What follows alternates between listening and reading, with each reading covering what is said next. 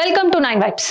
తనకు పిల్లనిచ్చిన మామ, హిందూపురం శాసనసభ్యులు, టాలీవుడ్ ప్రముఖ హీరో నందమూరి బాలకృష్ణ గురించి తెలుగుదేశం పార్టీ జాతీయ ప్రధాన కార్యదర్శి నారా లోకేష్ పలు ఇంట్రెస్టింగ్ కమెంట్స్ చేశారు.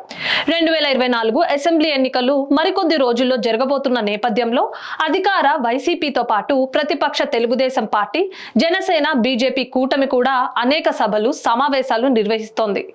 ఈ నేపథ్యంలో తాజాగా నారా లోకేష్ తాడిపత్రిలో శంఖారావం పేరుతో ఒక సభ నిర్వహించారు. ఈ సభ అదే జిల్లాకు చెందిన హిందూపూర్ శాసనసభ్యుడిగా ఉన్న తన మామయ్య బాలకృష్ణ గురించి పలు ఆసక్తికరమైన వ్యాఖ్యలు చేశాడు లోకేష్.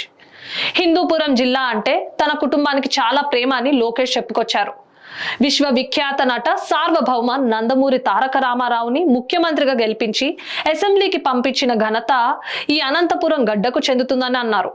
మా మావయ్య నందమూరి హరికృష్ణ గారిని శాసనసభకు పంపించింది ఈ గడ్డ.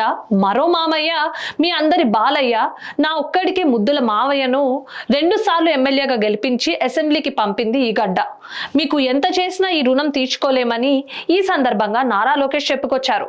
మా కుటుంబానికి చాలా ప్రేమ. విశ్వవిఖ్యాత నట సార్వభౌమ స్వర్గశ్రీ నందమూరి తారక రామారావు గారిని ఈ గడ్డ పైన గెలిపించి శాసనసభకి ముఖ్యమంత్రిగా పంపించిన గడ్డ ఈ అనంతపూర్ గడ్డ. మా మావయ్య నందమూరి హరికృష్ణ గారిని శాసనసభకు పంపించింది ఈ గడ్డ. ఇంకొక మావయ్య మీ అందరి బాలయ్య, నా ఒక్కడికే ముద్దుల మావయ్యని 2 సార్లు గెలిపించి శాసనసభకు పంపించింది ఈ గడ్డ. మీకు ఎంత చేసినా మేము మీ రుణం తీర్చుకోలేమని ఈ సభాముఖంగా అనంతపూర్ ప్రజలు తెలుపుతున్నా. ఇక నందమూరి బాలకృష్ణ సారి కూడా ఎమ్మెల్యేగా అదే హిందూపురం స్థానం నుంచి పోటీ చేసే అవకాశాలున్నాయని కనిపిస్తున్నాయి.